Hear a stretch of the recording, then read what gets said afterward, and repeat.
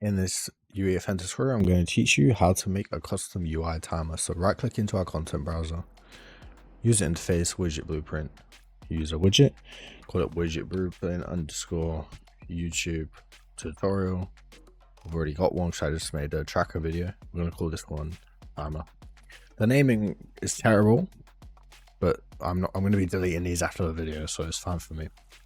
Once we've got this blank page, we're going to go into top left, Windows, and we're going to add in view models. This allows us to go and add a timer. We're going to just press select and close that down.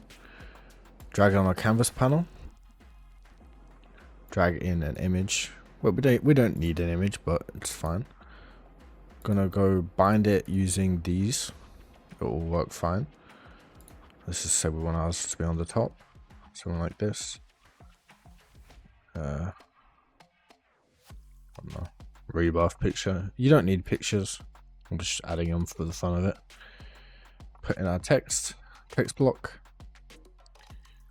On this text block, we're going to right click bindings, click creative timer view model, and current time.